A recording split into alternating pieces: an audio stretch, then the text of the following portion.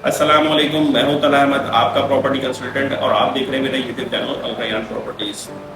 दोस्तों, बहुत सारे लोग सवाल कर रहे हैं जो कि न्यू कमर्स हैं या फर्स्ट टाइम प्रॉपर्टी परचेज कर रहे हैं, फर्स्ट टाइम प्रॉपर्टी बेच रहे हैं। तो उनमें होता यह है कि वो ये पूछना चाह रहे हैं कि हमारा स्टेप क्या होते हैं, हम किस तरीके से डील को स्टार्ट कैसे करें और एंड कैसे करें। तो इस छोटी सी वीडियो के ज़रिए मैं आपको ये बताऊंगा कि आप लोग डील को स्टार्ट डील कैसे होती है और एंड कैसे होती है। तो वीडियो को एंड तक देखिए, लाइक करें, शेयर करें और अपने दोस्तों के साथ जो है वो लाजमी शेयर किया करें, इससे बहुत ज़्यादा फ़ायदा होता है।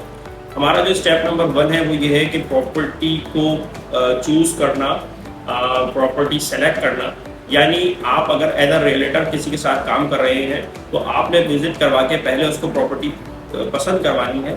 प्रॉपर्टी जब उसको पसंद आ जाए तो उसके बाद नेक्स्ट स्टेप है आपका, आपने उससे एक कंडीशनल टोकन लेना है जो कि कैश की सूरत में भी हो सकता है और चेक की सूरत में भी हो सकता है। वो जाके आपने सेलर को देना है और सेलर का काम ये है कि वो क्रॉस कॉपी प्रोवाइड करेगा अपनी डॉक्यूमेंट्स की। वो क्रॉस कॉपी लेकर आप एज अ रियलेटर या आप as a purchaser concern department में जाएंगे और वहाँ जाके उन डॉक्यूमेंट की वेरिफिकेशन करवाएंगे। अगर वो डॉक्यूमेंट वेरीफाई हो जाते हैं, वेरिफिकेशन में क्या होता है कि इसके ऊपर कोई लोन तो नहीं है, ये प्रॉपर्टी किसी किस्म का डिस्प्यूट का शिकार तो नहीं है, प्रॉपर्टी के ऊपर ड्यूज कितने हैं, क्या क्या लाइबिलिटीज़ हैं इस सेलर के ऊपर। तो वो सब चीज़ें जब आप मालूम कर लेते हैं उसके बाद एक टाइम पीरियड देते हैं 10% एग्रीमेंट का। याद रखिए कि इस एग्रीमेंट पे बहुत सारे लोग करते ये हैं कि वो 50% पेमेंट करने की बात कर देते हैं और 80% पेमेंट करने की बात कर देते हैं, 25% पेमेंट कर देने की बात करते हैं। यहीं से जो है वो डिस्प्यूट शुरू होते हैं ज़्यादातर। आप जो है वो पैटर्न को फॉलो करें। जो मार्केट का पैटर्न है वो ये है कि आप 10% पे एग्रीमेंट करिए। एग्रीमेंट जो होता है 10% का, ये प्रॉपर्टी की वैल्यूएशन पर होता है। अगर प्रॉपर्टी थोड़ी ज़्यादा है तो ज़्यादा स्टैम्प पेपर पे करिए, प्रॉपर्टी की वैल्यू थोड़ी कम है तो थोड़ी कम स्टैम्प पेपर पर होती है। वो सारी चीज़ें हम आपको फिर मजीद किसी वीडियो में डिटेल दे देंगे। आपने जब 10% का एग्रीमेंट कर लेना है उसके बाद आपने पब्लिकेशन करवानी है इसकी, किसी भी अखबार में जो है वो दीजिए कि ये प्रॉपर्टी मैं फला बंदे से खरीद रहा हूँ और इसका जो है वो 7 दिन में अगर कोई भी किसी भी किस्म का किसी को कोई एतराज़ है तो वो आके कंसर्न डिपार्टमेंट में जो है वो उसको डॉक्यूमेंट के साथ आए और उसको क्लेम कर दे। बाद में जो वो हम इसके जिम्मेदार नहीं होंगे। उसके बाद आपने क्या स्टेप लेना है, जब आपका टाइम पीरियड पूरा हो जाए।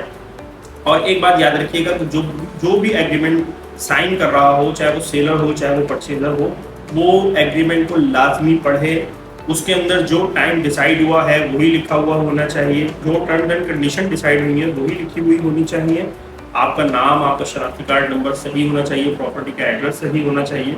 ये सारी डिटेल्स आपको लाजमी पढ़नी आनी चाहिए थोड़ी बहुत। और इसमें आप एज अ रियलेटर जो काम कर रहे हैं वो इसमें बहुत अच्छा रोल प्ले करना चाहते हैं, उनको चाहिए कि वो बहुत अच्छे तरीके से इसमें रोल प्ले करें, एक अच्छा एग्रीमेंट डिज़ाइन करवाएं जो बोथ पार्टीज़ की जो है वो फेवर में हो। और उसको करवाने के बाद आप जब सर्टेन टाइम पूरा, आपका जब टाइम पीरियड पूरा हो जाए, आप फाइनल पेमेंट की तरफ आएँ, तब आपने तो पे ऑर्डर्स की सूरत में पेमेंट करनी है। आपने सेफ पेमेंट करनी है।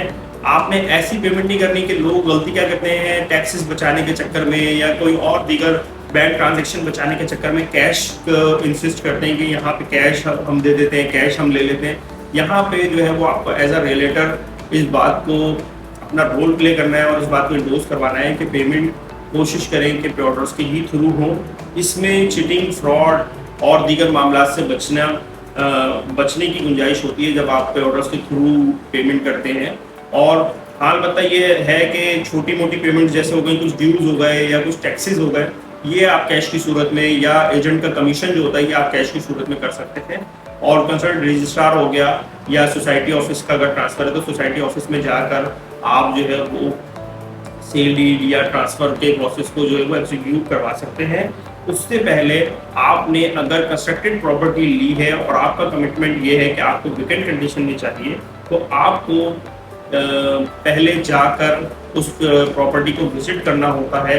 एक दिन पहले, 1 घंटा पहले या 4, 5, 6 घंटे पहले कि वो प्रॉपर्टी एज पर कमिटमेंट वेकेंट कंडीशन में है या नहीं। अगर वो प्रॉपर्टी वेकेंट कंडीशन में नहीं है तो आप ट्रांसफ़र के टाइम को और डिले कर दें और आप डिमांड करें सेलर से कि ये मुझे खाली कंडीशन में ही चाहिए क्योंकि हमारा कमिटमेंट था।